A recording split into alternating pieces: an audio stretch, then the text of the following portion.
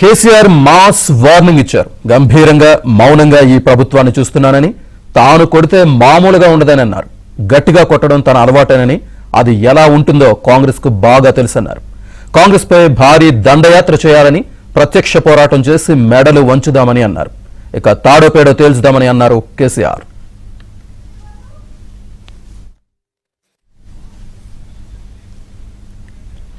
ఎర్రవల్లిలోని కేసీఆర్ వ్యవసాయ క్షేత్రంలో జహీరాబాద్ నియోజకవర్గ బీఆర్ఎస్ కార్యకర్తలు నాయకులతో కేసీఆర్ సమావేశమయ్యారు.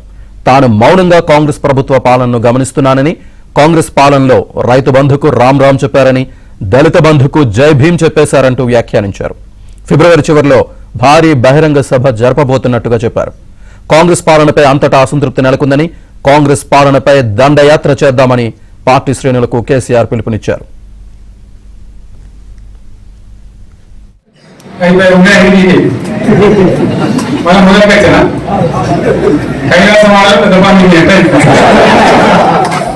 అంతే కదా, ఆలోచన లేకుండా ఎటుబడితే అటు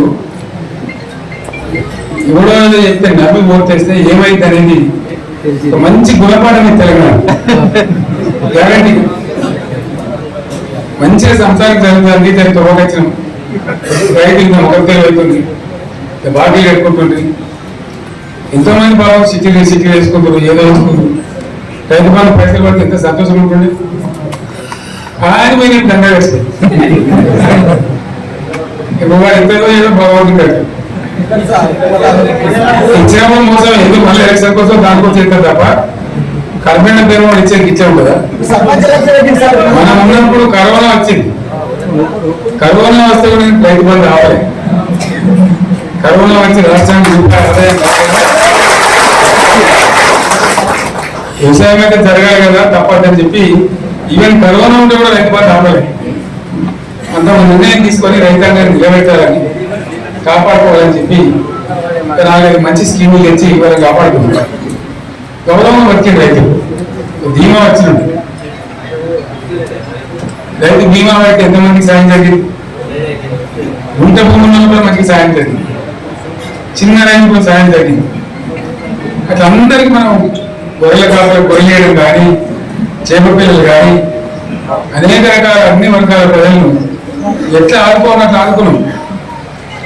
మా తెలంగాణ కదా మేము తెచ్చుకున్నాం కష్టపడి. మా వాళ్ళందరూ పైకి రావాలి. కాంగ్రెస్ గవర్నమెంట్, కాంగ్రెస్ పార్టీ మొదటి నుంచి కూడా ముస్లింలు ఓట్లేస్తున్నాం తప్ప ముస్లింలు పని చేసిందా? ఇమాం మోసానికి మన జీతం ఇచ్చిందా?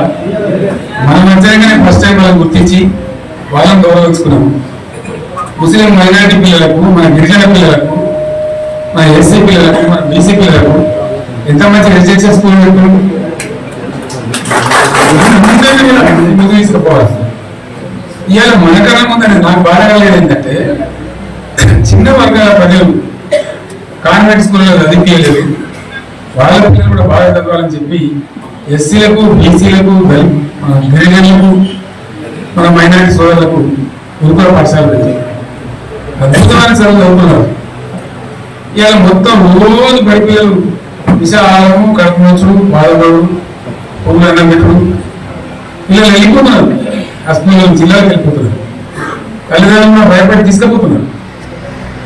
ఏం కోరానికి నాకు అర్థం కాదు.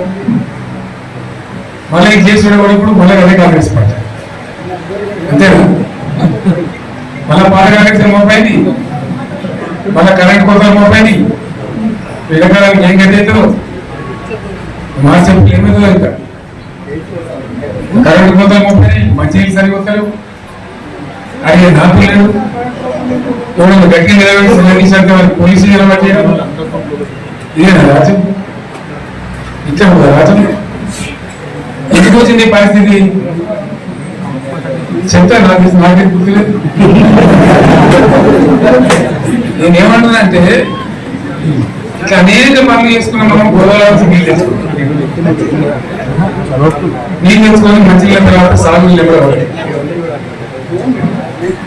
మెదకులో ఇంకా ప్రాంతం అంటే కొత్త అంజనేది పాత మెదక్ జిల్లా వీధికి దిగి బయటికి వచ్చేట్టు ఎక్కడ రియల్ ఎస్టేట్ పెట్టుకున్నాం. టెండర్లు పెంచడం, పనులు స్టార్ట్ అయ్యి గుర్తుదారు వచ్చి పనులు మొదలుపెట్టింది. ఇవాళ ఈ కాంగ్రెస్ గవర్నమెంట్ ఆ టెండర్లు ఎందుకు ఆపింది? సంగమేశ్వర బసవేశ్వర ఎత్తిపోతల పథకాలు ఎందుకు నిలిపేసింది? ఎవరి కోసం నిలిపేసినట్టు నేను హరీశ్రావు చెప్తున్నా. మీరు 2 తాలూకాల ప్రజలకు సమీకరించి సంగమేశ్వర బసవేశ్వర ప్రత్యేక దండయాత్ర తప్పదు కదా. తెలంగాణ వచ్చి ఇది కూడా రావాలని కొట్టాలంటే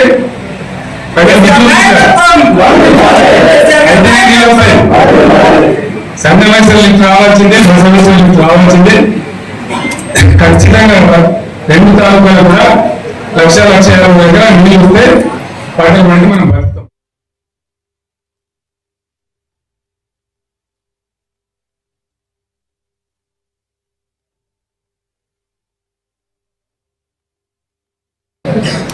ఉన్నాయి